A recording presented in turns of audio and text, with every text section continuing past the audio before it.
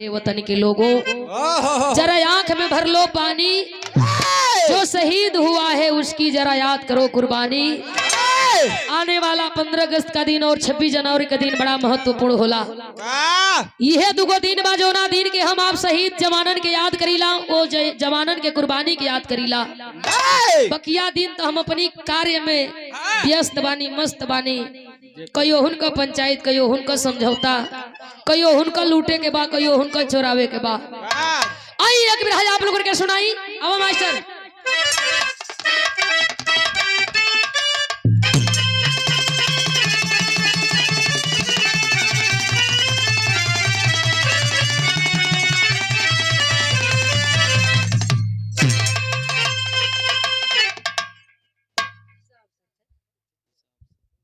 तू कह दे तो ठीक है, चलावा। सगरी जिले में मालिक तो ही हो।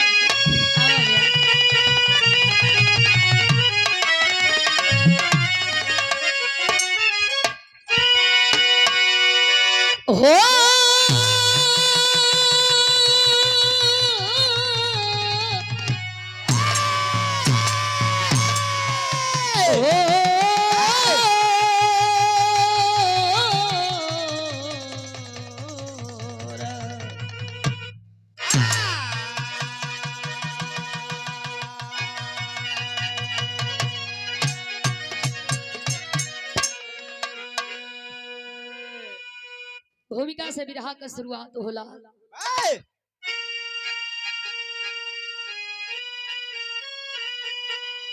लिखलन कवि अक्सर अहंकार और गलती कराती कश्ती समय तब तूफानी सिकंजा और ईरानी का था पहलवान रुस्तम और पुलिस सब मिला करके पंजा लड़ते लड़ाते गया देसी टारडसी और चलता बहादुर जवानी के जोर से कहानी सुंदर रही बीरी बाला दिल में उतारा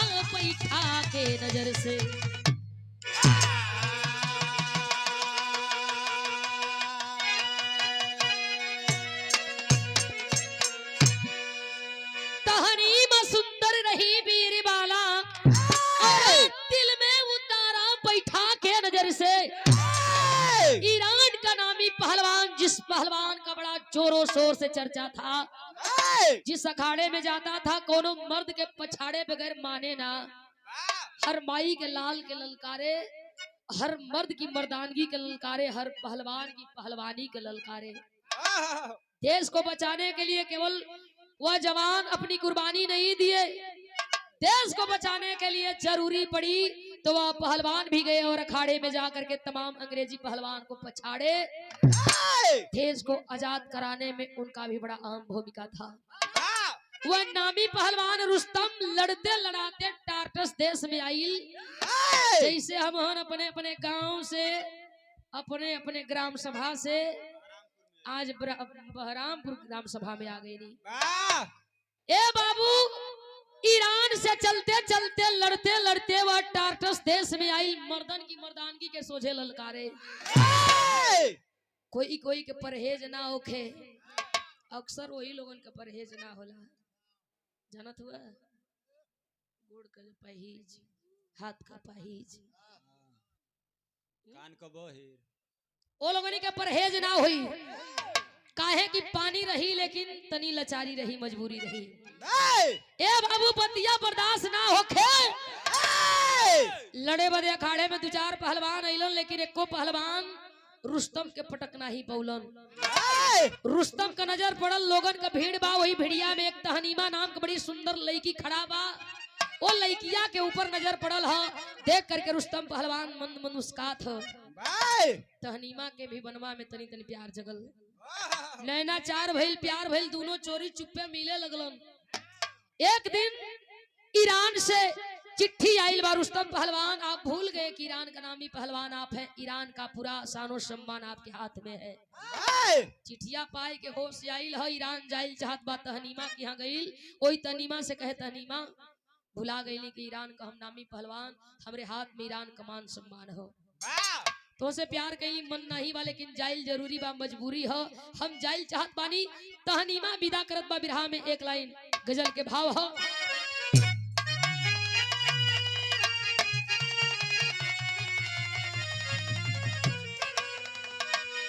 अरे काबे में, अरे काबे में तेरा जलवा, काशी में नजारा है,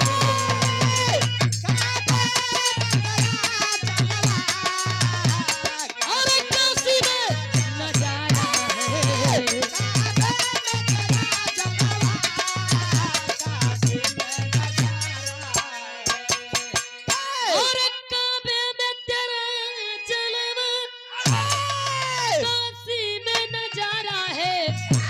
हमें वो भी तो प्यारा है, हमें वो भी तो प्यारा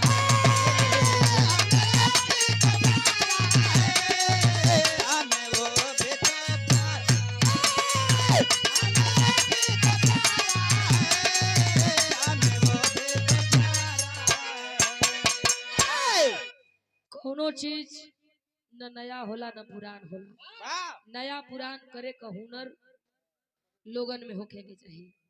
तनी सा यही के हल्का सा घुमाई के करवट के, जैसे अंगुरी टेढ़ के घी निकालल जाला, तो कोनो घी निकलले रहे। अरे आज पीने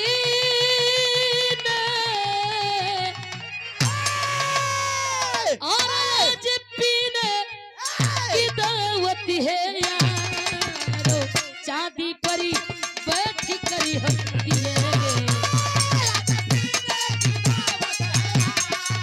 अरे चांदी परी बैठ करी हंसती है,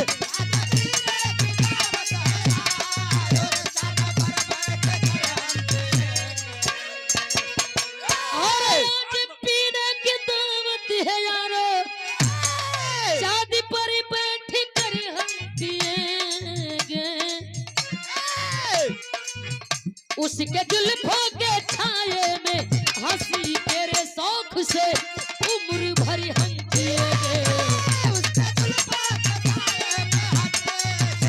शौक से उम्र भरी हम जिएंगे।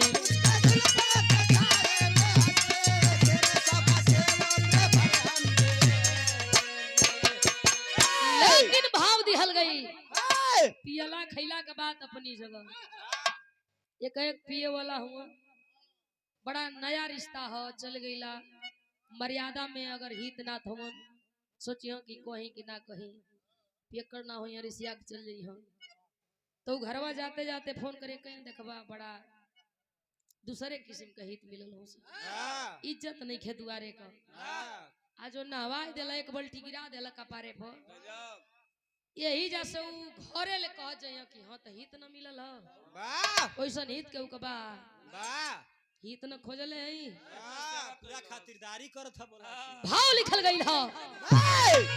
अरे नारी ने अरे नारी नैनो की चंचल काटारी रे, बाकुरों को बेपानी किया है,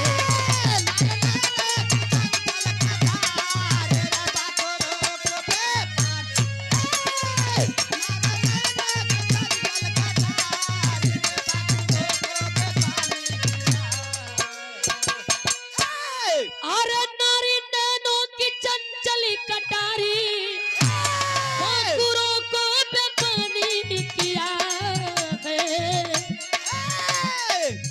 क्या करेंगे करिश्मा विधाता रे, जो जवानी करिश्मा किया है,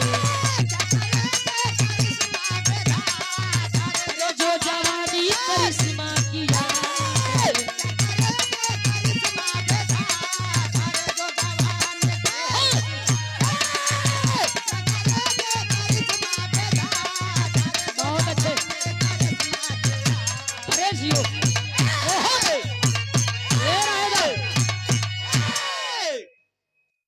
खत्म हो रहा है था भैया हमके भर्ती करावे पड़ जाई गुड्डू भैया चल गेला आत्मा के शांति मिले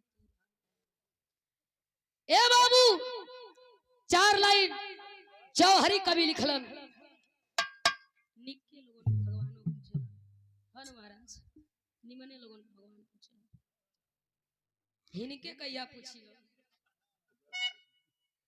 4 लाइन जौहरी में लिखलन है कवि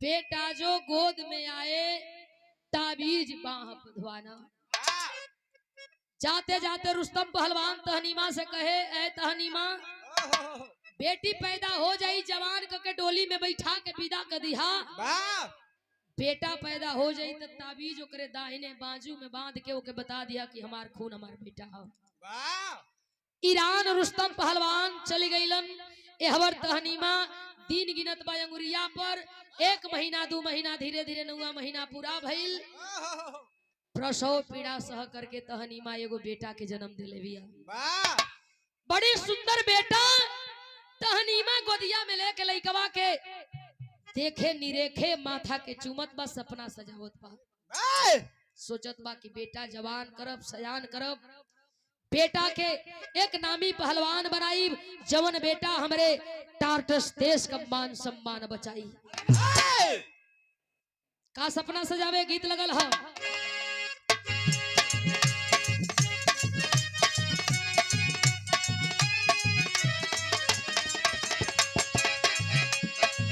कोनो रंगीन भौजाई रंगीन देवर से कहत रहल अरे ना पूछोखी में जाने कवनी खोट हो गई ना पूछोखी में जाने कवनी खोट हो गई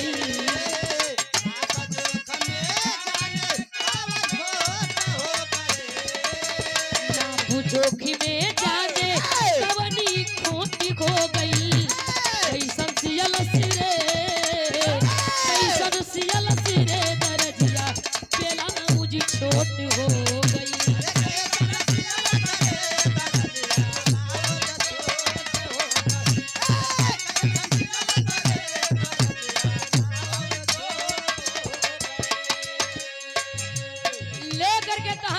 अपने बेटवा के गोदिया में खिलावे सपना सजावे बतौनी हम वहाँ का बेटा पैदा होई सोहर गवाई बेटी पैदा हो जी मुहवा गिरा के मनैया घरवा में सजइया बेटा पैदा होई दारू का भट्टी एकदम फ्री हो जाई बेटी पैदा हो जाई तो बुझाई कि कर दुनिया में उजड़ गई केहू कही अरे भैया कैसन कहिया का करवा बेटी पैदा भइल हो अब बेटा पैदा होई फोन करके अपने ओर से इनवाइट करिए भैया भी हने बरही हो हलवाई का दुकान एकदम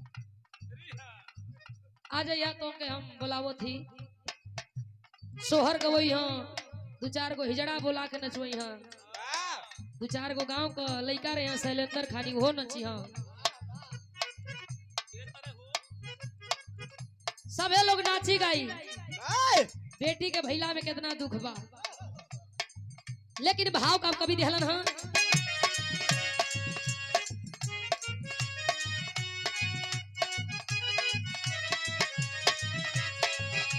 इक्वालिटी के हो की बिना है जवन तोहरे में है एक बार में 2 गो पति दाबेला पूरा हारमोनियम बाजेटर लोगन के चैलेंज एक बार में केहू 2 गो पति ना दावत हो कहे तहनीमा ना पूछो लागल बदरा बारिश भी तती काली हो गई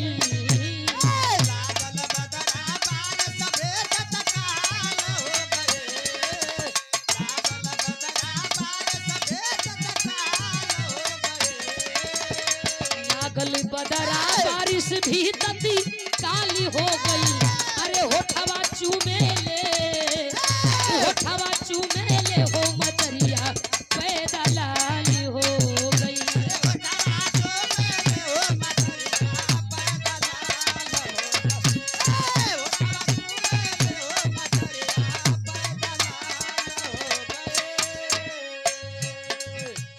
एगो जमाना रहे बेटी बेटा पैदा होके नाम रखा वाह बड़ा चुन चुन के, वाह रघुराज श्री राम, वाह राधे श्याम घनश्याम, वाह शिवधर शिवधर, शिव शंकर, शिव शंभु। रमाशंकर आ बेटी पैदा हो जाए तो नाम रखा दुर्गा दुर्गावती, चंद्रावती शीतल, कौशल्या, कुसुम, सीता।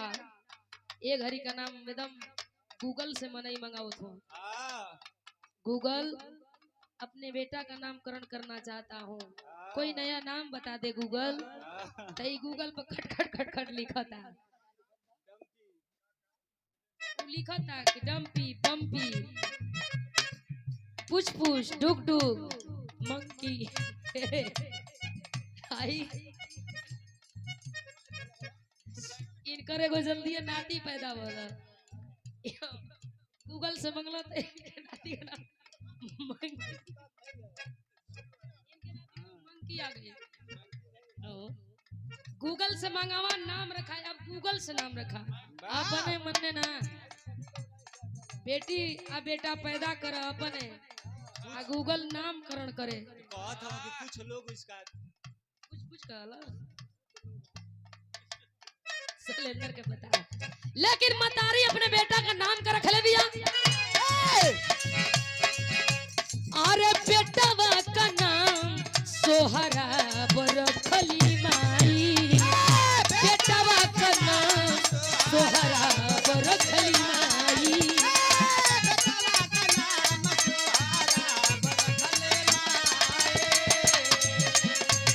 बेटी भइल खबर दिहली रुस्तम के भेजाई हो, बेटी भइल खबर दिहली रुस्तम के भेजाई।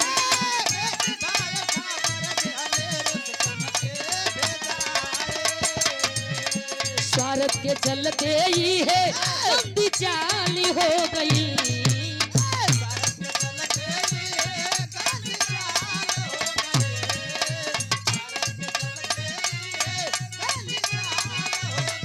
अरे होठवा चुमेली हो मदरिया पैदा लाली हो गई। अरे होठवा चुमेली हो मदरिया पैदा लाली हो गई।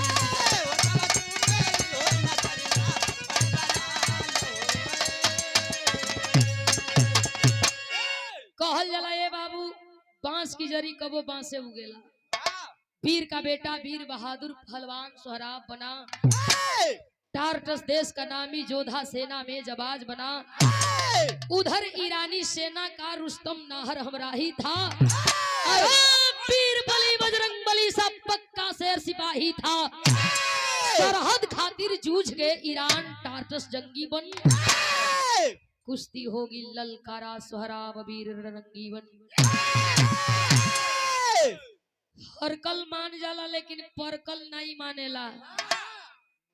कौनो दाव लगावा लोगों। ईरान का वहां नामी पहलवान रुस्तम परकल बा। एक बार फिर चढ़ाई कैला टार्टस देश में, आकर के ललकारे लगल, कोई है मर्द, कोई है माई का लाल जो हमको अखाड़े में पछाड़ेगा, जो हाथ मिलाएगा। ए बाबू वो सोहराब चलल बा अपने टार्टस देश का मान सम्मान बचावे खातिर। अखड़वा में गई, एक तरफ सोहराब खड़ा, दूसरी तरफ रुस्तम पहलवान खड़ा। एक दूसरे के दोनों पहलवान देखा तो रुस्तम हंसे लगल। कोनो मर्द नहीं रहल का, पूरा गाँव सुन बा। सोहराब कहे कैसन कैसन मर्द हो। हम मर्द नहीं नजर आवत थे, बुढ़ा गई कि मोतिया बीन हो गई। रुस्तम कहे मर्द हुए लेकिन वही लइकैया हो, बुझ नहीं खा पावत। ए बाबू ई कुश्ती हो, कुश्ती में जान देवे के होला, जान लेवे के होला। आज ले हमसे कोई पार ना पौलस बेटा, हमार बात मान, अखाड़े से बाहर हो जा। रुस्तम पहलवान का बतिया सुन के सोहराब कर्जे लगल। खबरदार, अखाड़े में आ गईली तब पीठ दिखा के भागब ना, अखाड़े में लड़ब, पटक देवा चल जाई। बिरहा में भाव दिहल गई, तेरी का भाव है।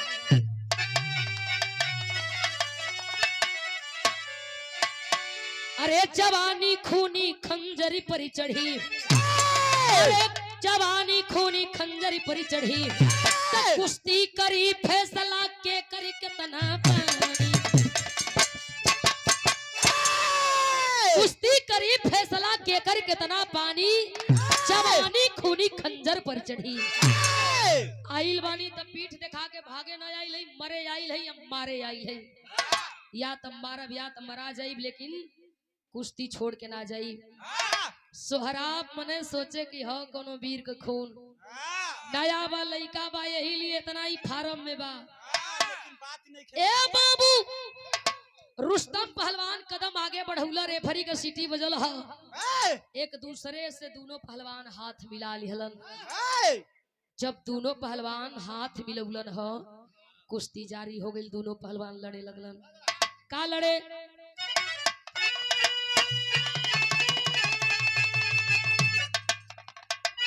अरे सासु मरतना,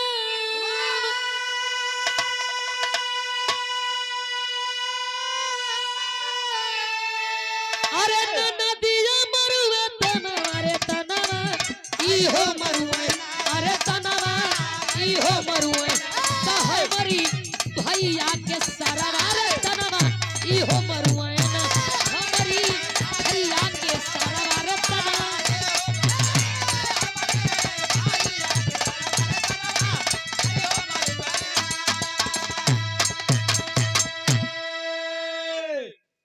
एक आध लाइन कहीं कहीं और लोग आवेला।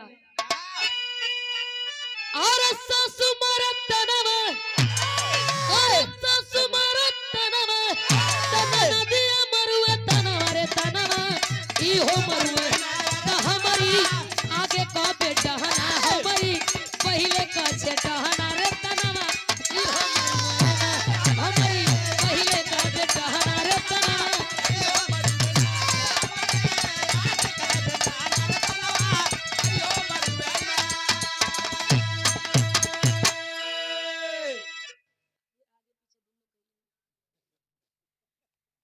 ए बाबू, भाव दिहल गइल बा, आज दोनों पहलवान लड़त हुआ खड़वा में, लोग देखत हुआ। का देखत हुआ? और ठलली वो मरिया करजल, और ठलली वो मरिया करजल, वो रुस्तम पहलवान, रे जनवा जाई फलही, जनवा जाई फलही, हमरो जावत जनवा, रे जनवा जाई।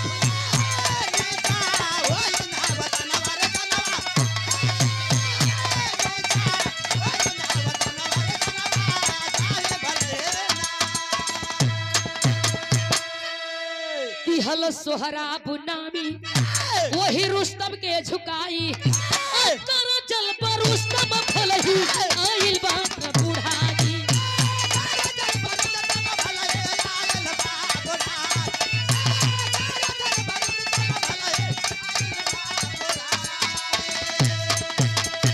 और रुस्तम की आग नहीं, और रुस्तम की आग नहीं, वह ठीक बनाओ जवाना, रे जनवा जई है फलही, जनवा जई है फलही, नीचा वही है ना बतना, रे जनवा।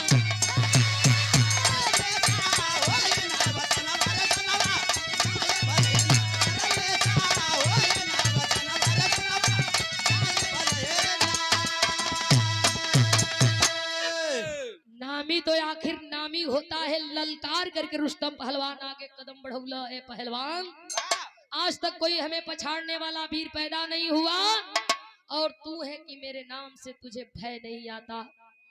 ए बाबू, पकड़ाइल हथवा रुस्तम पहलवान का सोहराब अपनी ओर खींचे लगल, और जब सोहराब अपनी ओर खींचे लगल तो रुस्तम के शंका समाई। सोच गई ह कि इ देखे में लइका बड़ा सावधानी बरते के होई, मौका पा जाई तई हमके बक्सी ना, आज ले कोई हमके एक कदम खींचले ना रहल, लेकिन 2 कदम खींच देलस, यानी कोनो वीर का बेटा बा। यही बतिया के सोच करके लड़े लगल, लड़ाई होखे लगल, कुश्ती होखे लगल। देखत लोग ह, ताली लोग बजावत बा, बाह जियो लोग करत बा, आपस में लोग बतियावत बा कि दोनों पहलवान एक दूसरे पर भारी होवन।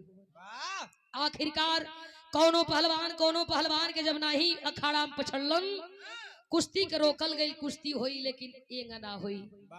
अब तनी कुश्ती के रुख बदलल जाई। ए बाबू, कुछ समय के बाद पुनः कुश्ती जारी कैल गई। एक भाला दोनों पहलवानन के दिहल गई और बतावल गई कि अब भालाबाजी का कुश्ती हुई। अब कहाँ कुश्ती देखे के मिलत बा। 1 साल में 1 बार दरगाह में होला, मजा आवेला। वो सुना भाई, कुश्ती अब कहीं लोग करत नहीं खे, लड़वैयन का कमी हो गई। लड़वैया अब रही नहीं खा गई। अब लड़वैया तो खाली बस इनको वोट कटला में लागल हो, पेट पचकावला में। 4 बजे भोर में लड़वैया उठो या खाड़े में जाए, नहीं तो खेते में जाके खेते का काम करो। दिन उगत 2 मंडा 4 मंडा फौड़ा से खन दो, चिखूर के हिलोर के उछला के माटी रावा रावा कर दो, ऊ मोटे मोटे उखी का गोहा। ए घड़ी तो पलाव होत, रोडावेटर चलत, गेहूं बुआ था। ओ घड़ी हरे से गेहूं बुआ, जब मोटकी मोटकी बाल लटके, पीछे पीछे सब कुछ बदल गई। आदमी मेहनत करे, पेट अंदर रहे। अब तो लीवर में बढ़ जाता खैले से। एक घड़ी मेहनत खैला पर आदमी करत ह, वे पेटवे बतावत है कि ढेर मेहनत कैले हो। ठीक हुआ, सबसे बढ़िया ही हो। इनका खाइल देखले वालों की ना, खाना के संगे 2 गिलास चाय चाहेला इनके। वो घूम नबू के पानी से ही हाथ धोवेला। ए बाबू, अखड़वा में एक भाला दोनों पहलवान पा गईलन। पुनः कुश्ती जारी कई गई, दोनों पहलवान लड़ल चाहत हन। सोहराब खड़ा हो गई, सोचत बा कि एक बार क्लियर कर ली, पूछ ली कि हमार बाबू तो नहीं नहुअन, बाबू होइहन, हमरे हाथे मरा जेहन, माई आजीवन माफ ना करी, माई सुहागिन बे, माई अभागन हो जाई। पूछत हुवन, एक बार आपन तनी नाम हमें बता दा। का साचो का तू ही रुस्तम हुआ? अगर तू ही रुस्तम हुआ तो तू हमार बाबू हुआ, हम तार बेटा है। सोहराब अखरवा में पूछत बा आल्हा के भाव में,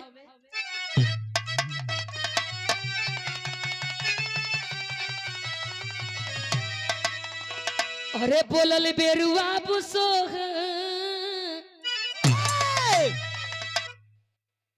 आधार कार्ड बनावे के मास्टर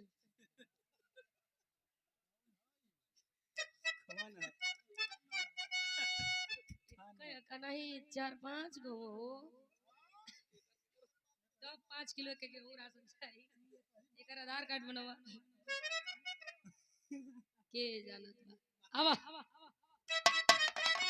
अरे बोलल बेरुआ बुसोग राबू तवन छनवा बाबू, बोलल बेरुआ बुसोग राबू तवन छनवा, बोलल बेरुआ बुसोग राबू तवन छनवा बाबू, बीरवा मतवन रुस्तम का तुहा,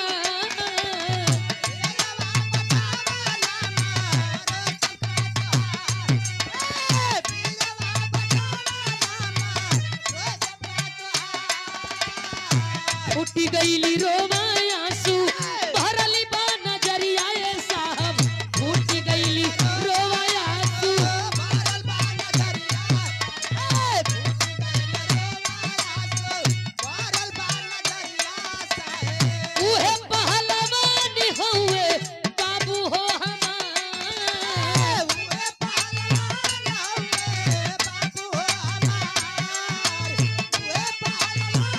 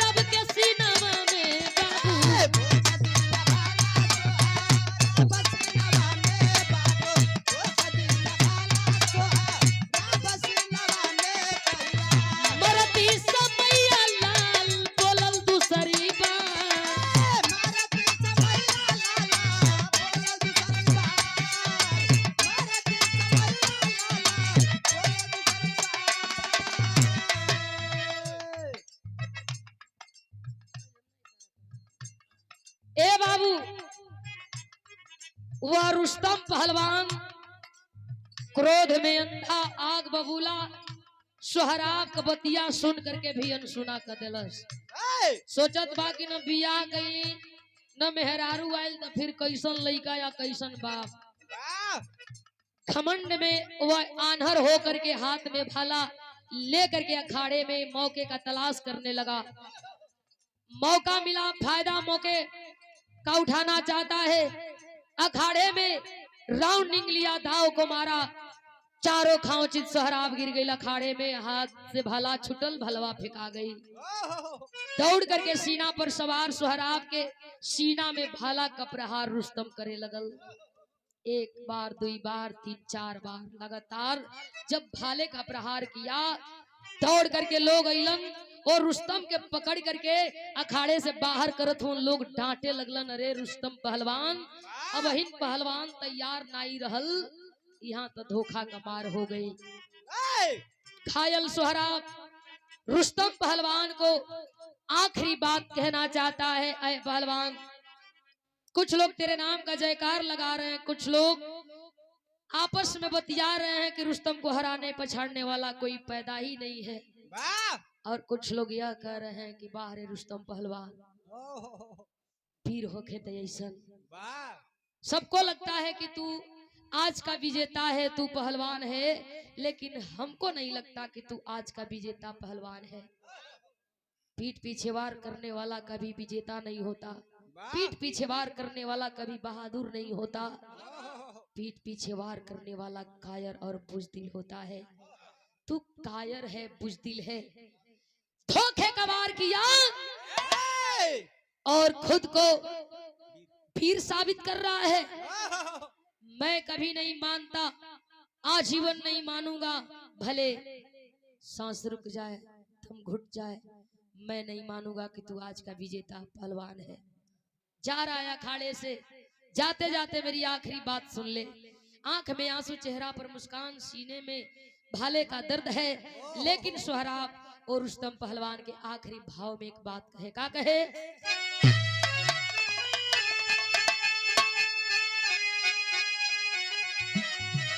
अरे सुनी लो बेईमान, जनी बघारा सनवा, तो रुस्तम बाबूजी हमार तो हर मरी है जनवा।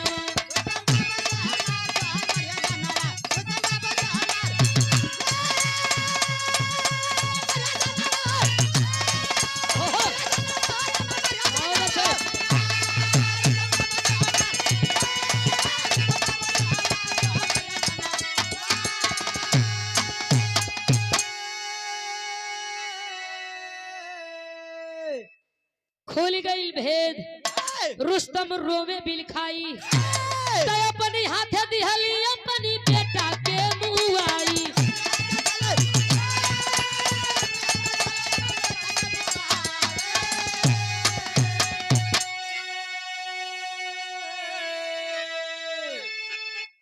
रो करके आंख में आंसू ले करके सोहराब पहलवान रुस्तम पहलवान के डांटते हुए कहा, जा रहे हो जाओ, कहीं भी रहना याद रखना, बाबू से बच के रहना, जेकर खून बानी, जेकर हम निशानी बानी, नाम राशि बाबू रुस्तम पहलवान जान जइया जियल हराम हो जाई। नहीं माना रुस्तम पहलवान, पुनः आइल, बैठ गई, हंसे लगल। राक्षस के भात हंसत बा, हर मरने वाला नाम सुना बकता है, तू भी मरने वाला है। बार बार बोल रहा है रुस्तम, रुस्तम है कौन? चल, बाप का नाम रुस्तम है, माँ का नाम बता, वह माँ कौन है जो तेरे जैसे बेटा को जन्मी है? रुस्तम पहलवान का बात सुन करके सोहराब डांटने लगा, कहा, खबरदार, तेरे जैसे गद्दार को मैं अपनी माँ का नाम बताना उचित नहीं समझता, लेकिन फिर भी बताता हूँ, मैं उस वीरांगना का बेटा हूँ जिसका नाम तहनीमा बताया जाता है।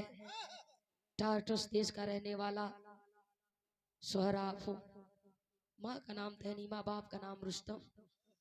ध्यान गई लही दाहिने बाजू पर ताबीज बदल बा, करिया कपड़ा में तोड़ करके, करिया कपड़ा से ताबीज के बाहर के लतामा का ताबीज लिखल बा। रुस्तम पहलवान बिन बताए सारी बात का पर्दाफाश हो गया। सोचने लगा, यह ताबीज अगर मैं दिया था तो तहनीमा को दिया था, और यह ताबीज अगर इस लड़के के दाहिने बाजू में है तो कहीं ना कहीं ये मेरे प्यार का निशानी मेरा बेटा है।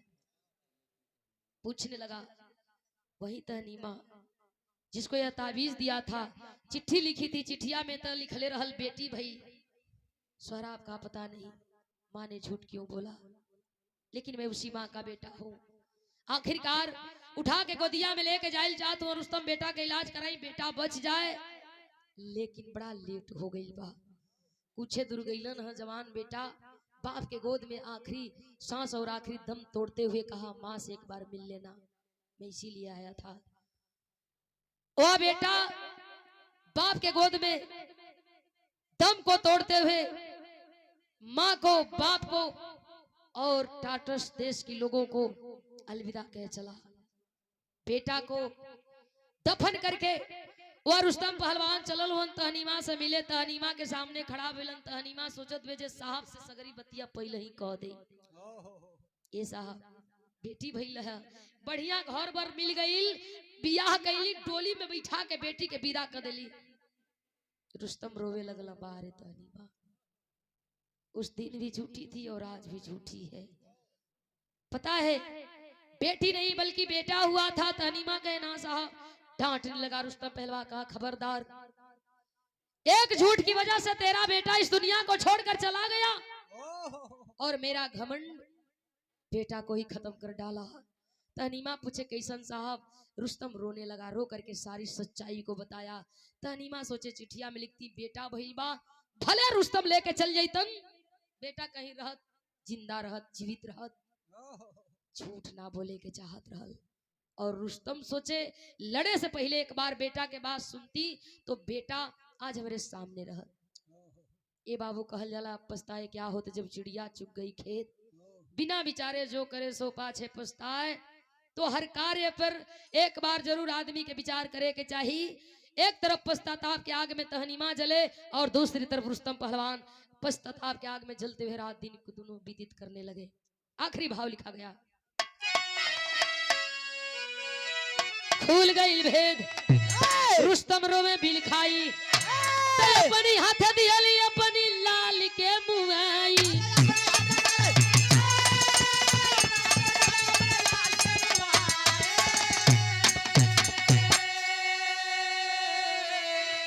अनजाने में डूबल बा सूरज के चनवा, त रुस्तम बाबूजी हमार तोहर मरी है जन।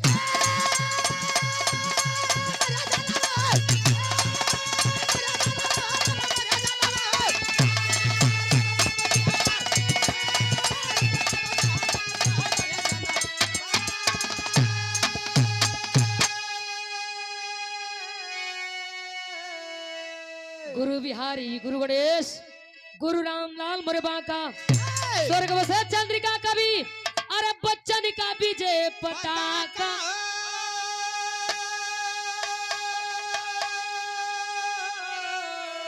जवानी खूनी खंजर पर चढ़ी, कब मीनाक्षी राज से लोहा दुनिया मानी। जवानी